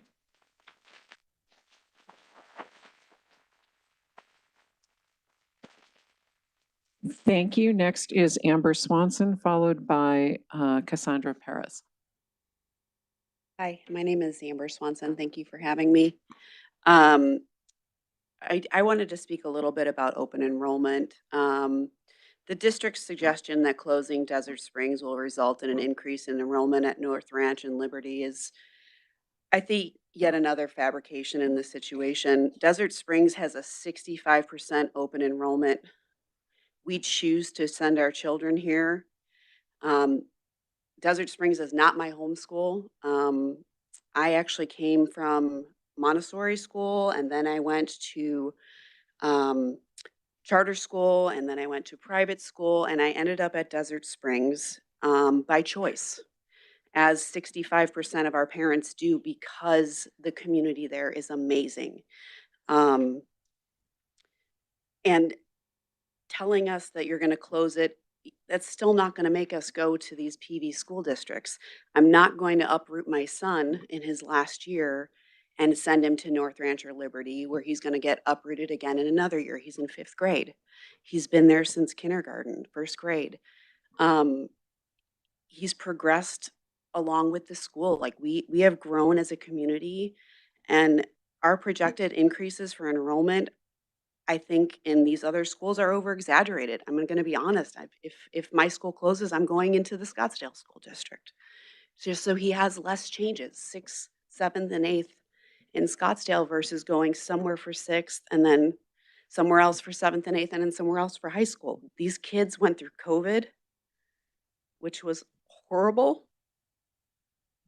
Sorry. And we're finally getting back on track. And now we're going to close our school, and these kids are suffering.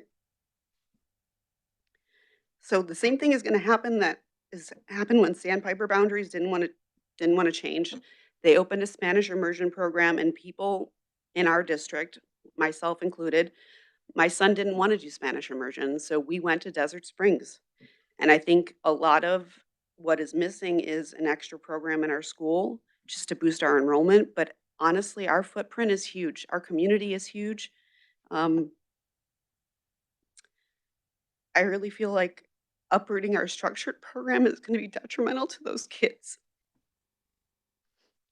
And I think we should really learn from our mistakes in the past and not repeat them like we did with Sandpiper, because I think we're going to lose our students. Thank you very much.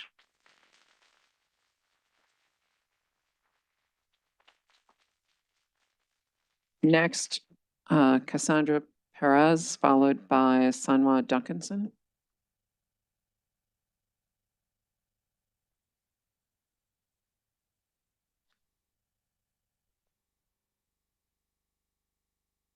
I'm sorry, is Cassandra here? Okay, I'm going to presume that Cassandra had to leave, so Sanwa Duncanson will be followed by Maria Wilson.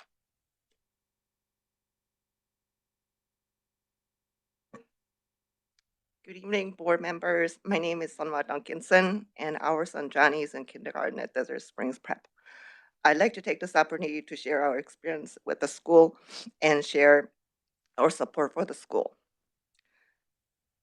Johnny started at Desert Springs in the Some Kids Special Education Program in October 2022.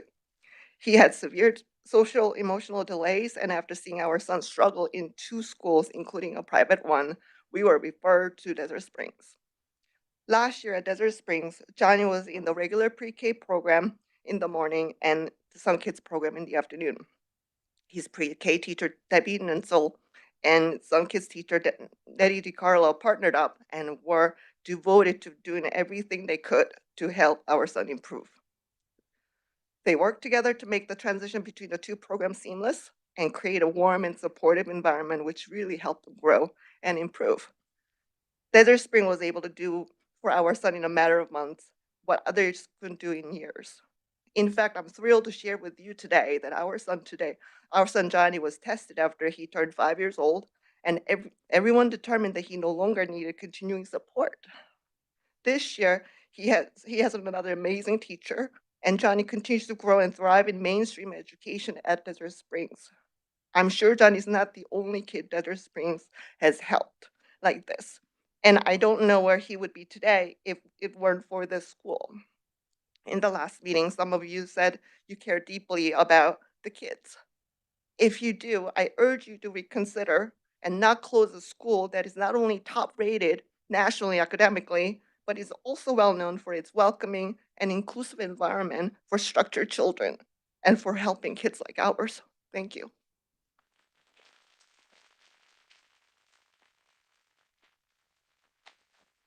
Thank you. Next is Maria Wilson, followed by Randy Posner. Good evening. My name is Maria Wilson. My boys Lucas, who is 8, and Mateo, 6, attend Desert Springs Preparatory Elementary School. We are open enrolled at Desert Springs. I initially requested Desert Springs when my oldest Lucas was going into kindergarten, as he was coming from developmental preschool. He also went to private preschool, then Sun Kids, and I requested Desert Springs as one of my friends told me that they had an amazing autism program. He is, as I said, autistic and has a speech delay. I had heard from a friend that Desert Springs program was amazing, and it certainly is. I was able to witness it firsthand as we started in August of 2020 when we were in virtual school. I sat with him from 8 to 3:15 every day, and I had a toddler and I was pregnant. The teachers, therapists, and paraprofessionals we have been fortunate to work with have not only been first in class, but have directly responsible for impacting our lives forever. Lucas now attends a general education classroom full-time. He is excelling academically and works really hard with his teachers, therapists, and aides. My youngest boy, Mateo, also autistic, is in a general education kindergarten and thriving academically as well. Open enrollment to a child with an autism diagnosis and an IEP is not truly open. I have toured other schools, but I always get the message that they may not have this resources for my kids and that we will probably have to have the only option of attending our assigned school. My boys are soaring at Desert Springs due to an amazing inclusive community accustomed to autistic students. Our home school, I've toured it a few times, is not, I am convinced, the best fit for our boys. For one, it does not have a gated playground. And the second grade classroom I was shown had over 30 students in it. Would another school be as inclusive for our children? Desert Springs is used to the symbiotic relationship between autistic and neurotypical students. Would children like mine struggle with the changes in school, inclusion, and potentially regress? Please keep our beloved Desert Springs open, and please keep our wonderful, dedicated teachers in school open and employed. Thank you. Thank you.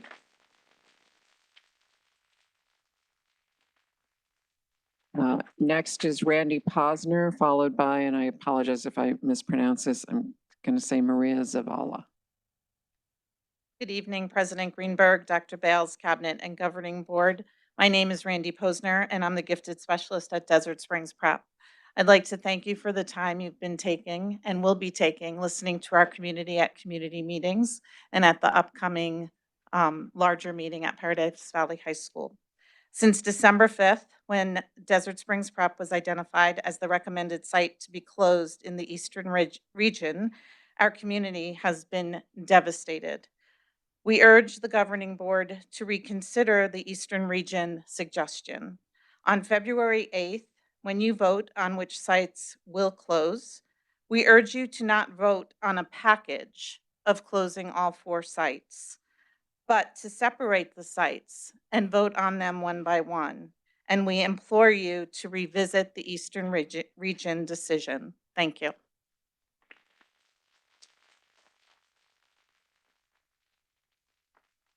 Thank you. And again, I apologize, Maria Zavala, followed by Angelica Gutierrez.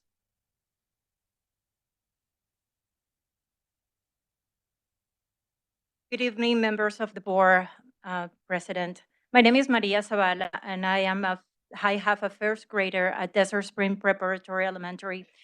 Many parents at DSP, myself included, cannot understand why the Paradise Valley Unified School District Governing Board is considering closing an A+ rated elementary school with the highest open enrollment in the district, and a school that was just named one of the top elementary schools in the country by U.S. News and World Report 2024. It is a fact that school closures are common in the United States and in Arizona.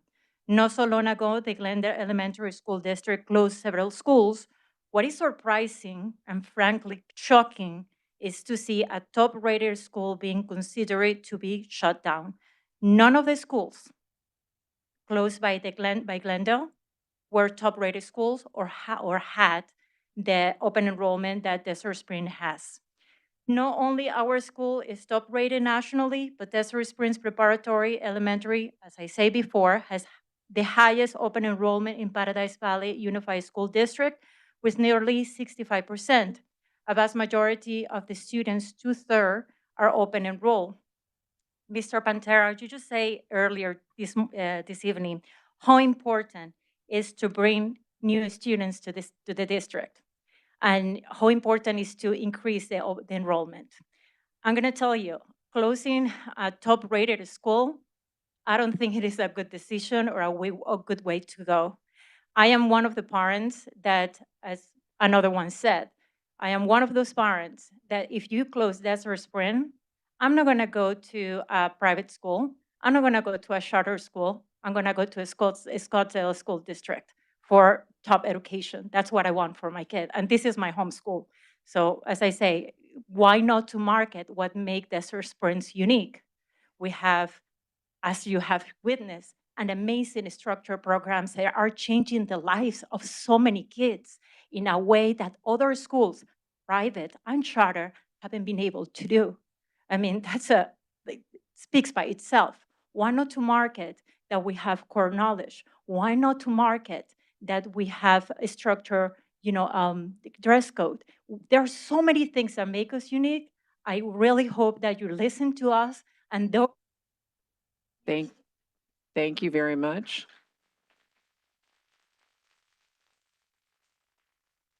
Next, Angelica Gutierrez, followed by Lindsay Prince. Hi, Dr. Bales and the rest of the board. I did not write a speech because I just decided to speak tonight. I am an alumni of Desert Springs, and I have a little sister that is in 4th grade at Desert Springs. I wanted to speak today because as an alumni, I wanted to show you and tell you all how much Desert Springs had made an impact in my life.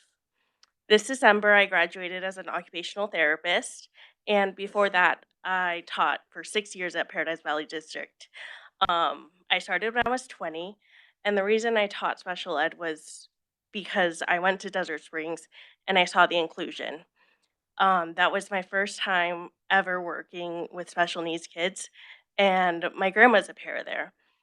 And Desert Springs just is a home for everyone. Everyone is included, and you never know at Desert Springs if you have future educators that will come back and help your district. So thank you.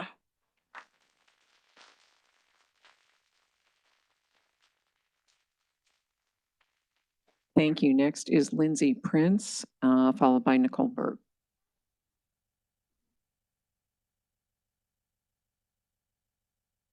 Hello, and thank you for the opportunity to speak today. My name is Lindsay Prince, and my 2 children attend Desert Springs Preparatory. I'm also a community member of Desert Springs, as that is my home school. While I know the school closure is not a topic on tonight's agenda, unfortunately, it has been the topic of conversation at our household most nights. In watching the December board meeting and attending the community forums, I keep hearing about the decreasing enrollment and the issues fueling that challenge. But what I have not yet heard in any of the conversations or presentations is what the district is doing to bring students into PV schools. You see, I work in private sector and run a business. And when my sales are decreasing or my customers are going to a competitor, it is my job to figure out why and solve that problem. And while the solution at times may be to shut something down, we exhaust all other avenues first. We figure out where the customers are going and why. We get the intel on our competitors, what they are offering that we are not. We adapt and we change with the marketplace. In your presentations, you stated that enrollment is going to decrease at a rate of 13% over the next 5 years. Without doing something different, the district will continue to close schools at an alarming rate. One of my favorite sayings is, "Tell me the rule of the game and I'll figure out how to win." Yes, the rules are changing. The landscape has changed with school choice and the demographics of our district. But closing schools is not winning. What I'm proposing tonight in this short time is that I have the floor is that you vote on February 8th to keep Desert Springs open. I'm urging you to partner with the school and our active parent group that is here tonight to devise a plan to recapture students and bring them back into the Desert Springs community. How do we compete with charter schools or private schools? Could we be the district's first traditional or classic school program? Or perhaps a true arts-based program? Or maybe a STEAM program and technology program that feeds into PV High's CREST program? You see, there are many possibilities for keeping schools open and not closing them. We're asking for a little bit of time in your support tonight. Thank you.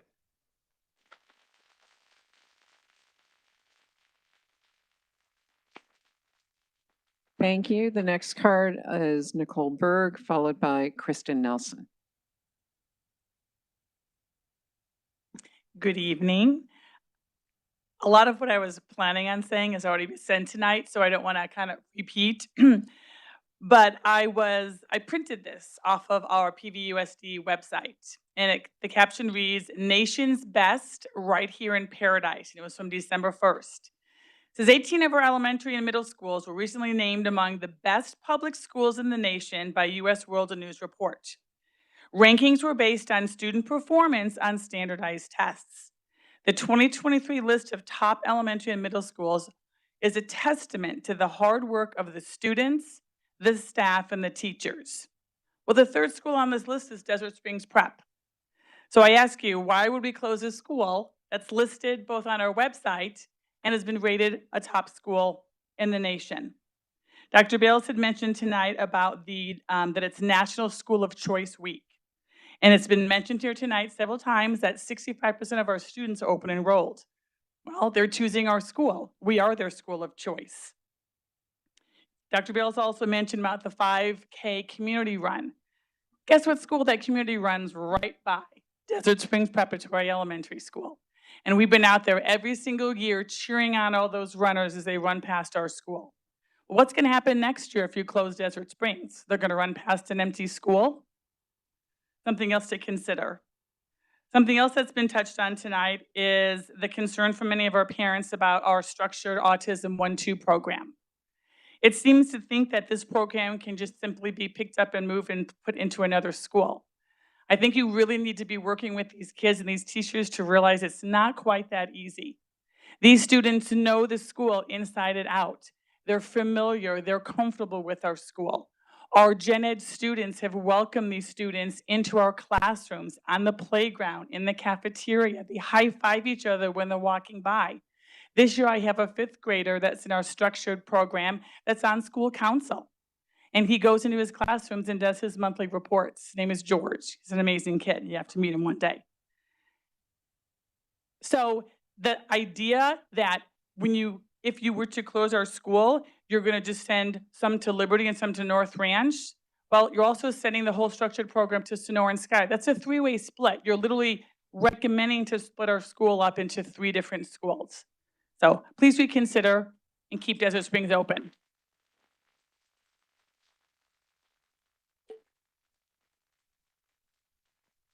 Thank you. Our last card is from Kristen Nelson. Hi, that means I get extra time. Happy New Year, everyone. I'm going to go fast, so that's how we're going to go. I'm going to take a little bit of a different approach. So I agree, like everyone said, that we are an A+ school. We're newsworthy, and you're going to close us. Makes no sense. We're also the only structured dress. One of the reasons I sent my kids there, I have two. And then the IEP and the structured dress are also extremely important. We're a small school. That's why we're so awesome, but we have a huge impact.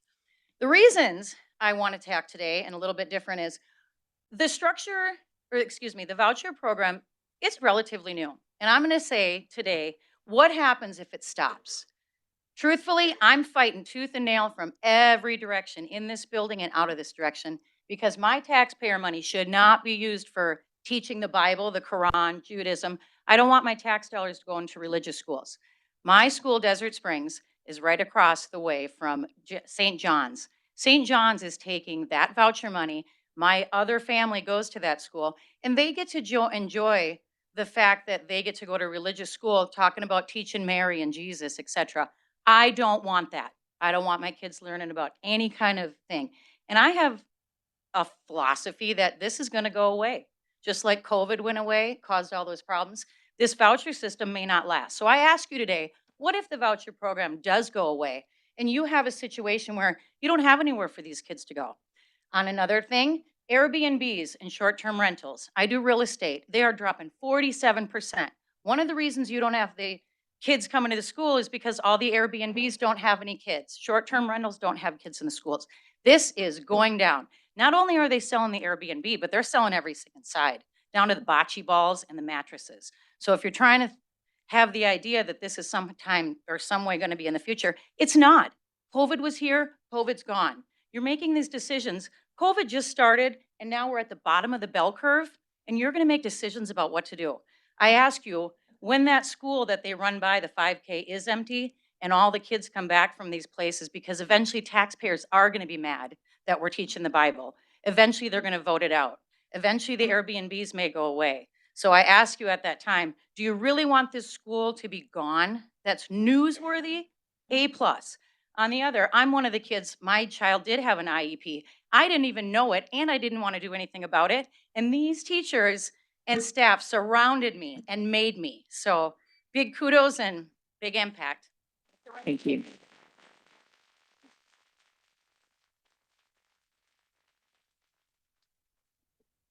Thank you very much. Next on our agenda are items for discussion, and we have the 2024-25 budget projection. Dr. Bales. Thank you, President Greenberg, governing board members. Tonight, Ms. Berrigan will present the fiscal 24-25 budget projections. These are very rough numbers, and we really do hope that they improve over time, but we wanted to give you a snapshot of the challenges we look and are facing. So, Ms. Berrigan. Thank you, Dr. Bales, President Greenberg, and Governing Board. I think the use of the word rough can apply in two ways to this. Rough as in they are preliminary, and rough as in they are not pleasant to look at this point in time. So starting with our base budget adjustments for the M&O budget next year. Shall I wait a moment? No, keep going. Okay. For the base M&O budget adjustments, and just as a reminder, M&O is maintenance and operation. That's the largest portion of our budget.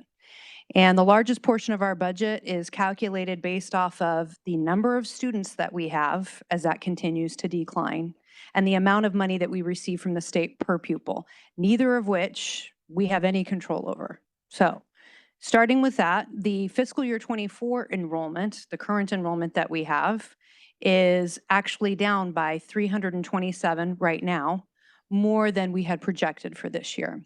We had projected that we would be down, or our demographer projected that we would be down by 504 in enrollment for this year.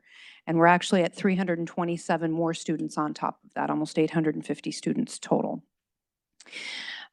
You see in parentheses there that equates to about 454 in total weighted student count. That's because each of our students has various weights, whether they're a K-3 student, a gen ed student, a student with special education, they have some sort of weight to them. So because we have to accept that decrease continuing into next year, that is a decline of almost $2.3 million in our budget. Additionally, the demographer's projection for next year, fiscal year 25, is that we'll be down by another 453 students, which equates to approximately 630 in total weighted student count. That's about another decrease of about $3.2 million. I do suspect that the state will increase the base support amount, that amount that we get per pupil this year, by the maximum that they're allowed to, which is 2% or inflation. Our inflation will still likely be higher than that as our legislative session completes, but 2% is what we are maxed at. As a reminder, the state's in a budget deficit of about $440 million right now, and so they don't have a whole lot of extra money to be doing things with as well. So I don't foresee us getting much more than that 2% to the base support amount. But that will provide us some additional money, almost $2.4 million. The next item under the base M&O budget adjustments is the TEI adjustment. And as a reminder, TEI is Teacher Experience Index. The overall experience that we have for all of our teachers, meaning their years of service, is compared to that of other districts across the state, and then determined if our experience is higher, then we have a multiplying factor of higher than 1.0. So in this case, our current year TEI is 1.0045. So that gives us a little bit of additional money. We should know fairly soon. The state should share with us what our TEI number is for next year. And once I have that, I'll put that in here. For the last 5 years, that number has gone down. Doesn't mean it'll go down again this year. It's really a comparison of us against all of the other districts in the state. So it's hard to calculate until we get the number from ADE. And Ms. Berrigan, can you Yeah. just, give an estimate of what the last 5 years have been per year? It's gone down, but it's roughly how much per year? Currently what we receive for TEI each year is around $2.5 million. So when we went down last year, it was, I think, about a $600,000 decrease. I'll verify the number, but we went from 1.008, I believe it was, to 1.0045. For the next piece, we have the expense adjustments, and not only do our revenues decreasing, but our expenses are increasing, and that continues to lead to a budget deficit situation. The first item for an expense adjustment on the line is the minimum wage. We have the automatic minimum wage increase January of each year. For January 1st of 2025, the current or most recent CPI up until this morning was 3.1%. It's actually bumped back up to 3.4%, but I left it at 3.1 for the presentation with the hopes that it will continue to go down after the December CPI number. That would put the current minimum or the future minimum wage at $14.80 per hour starting January 1st of 2025 and cost approximately about $169,000 for us. Additionally, we received some medical cost increase information earlier this week. This number isn't final yet. We will have December experience added into this. And if December experience is less than what the average experience is right now, and it usually is, this number may go down by 0.5% or up to 0.5%. But currently that 9.8% equates to about $1.7 million expense increase. Mrs. Berrigan, can you explain what December, I forgot the term you just used? Usage? Experience. You said experience. So Okay. Can you explain what Yeah, that is? the experience is what they consider usage is another name for that. What our staff are using for the medical plan. The next line is inflation costs to goods and services. We use that same CPI number of 3.1% and apply that to our total goods and services out of our M&O budget, and that would be an expected expense increase of just over $1 million. Next, we're expecting a utility increase from APS. The Corporation Commission was thought to going to be ruling on that back in November with a December 1st start date of this year, or of last year, December 1st of 2023. I'm continue to be told they're expected to rule on it at any moment in time, and the estimated increase is at 11.3%. And for us, that would be an additional cost increase of about $819,000. Finally, we have the replenishment of our contingency funding for staffing. As a reminder, each year after we calculate what staffing we need, there are inevitably changes to that. And so Dr. Holmes will add staffing as needed to school sites, usually teachers, sometimes instructional assistants, and that makes up the bulk of that. Last year was a little bit higher than previous years, but we added approximately $3.3 million in staffing. And so assuming those staffing pieces, those FTEs move forward, it would be a cost of $3.3 million that we need to actualize. Then finally, there's an ASRS decrease. Usually we have an increase of 0.02. Our increases are usually more than that. So that's actually a positive number. And that decrease also is applied to staff as well. So their equitable portion that's taking out of their paycheck is 0.02% less as well. It's only 40,000, but I count it when it's a negative number, so I'm going to count it when it's a positive number too. Then finally, we have our budget adjustments for staffing adjustments, which include any bargaining agreement increases as well as attrition savings for what Dr. Holmes projects, and we will not need in staffing next year. We're at a net of just about 1.25 million as a positive number for us. And then with the school closure savings in there, that's $2.4 million that we have estimated right now. As the year continues to go on, we should hopefully have an update to that number that will be a little bit more accurate, but that's an estimate based off of what we projected for that. So if school closures don't happen, that bottom line number of negative 6.5 million you got to add $2.4 million to that. So you're getting close to $9 million at that point.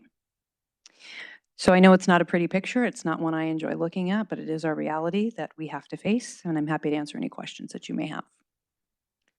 Thank you very much, Mrs. Bergen. Does any member of the board have any comments or questions? Mr. Pantera? Yes, contingency funding for staffing. What's that about? Yes, actually, I'll let Dr. Holmes explain that one. Thank you. He'll use his HR words. So every year we provide what I call an initial allocation to schools right about this time of year.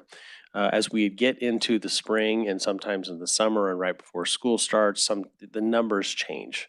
So we do our very best, and we're generally pretty good at anticipating what numbers are generally in terms of enrollment. But sometimes they go over our staffing ratios, particularly at the elementary level. And when we do, we have to allocate additional staff for that purpose. And we track that through our contingency budget. And that's what that number is the sum total of those additions. Thank you. I was a little confused because sometimes with the bargaining, they talk about contingency language. I didn't think that was this. So I wanted to be sure. It's a different version. Yeah, totally different. I'll also add, it also includes, sometimes we add programs like special education. If we add programs, and that becomes a big part of it too. All right, now, our track record on using this estimate's been pretty good. Well, I would say our track record on estimating school numbers is pretty good. The number itself is not like an estimate. That's an actual number of what we added. Oh, okay. Thank you. Thank you for that. Does anybody else have any questions, comments? Seeing none, thank you, Dr. Holmes. Thank you, Ms. Bergen.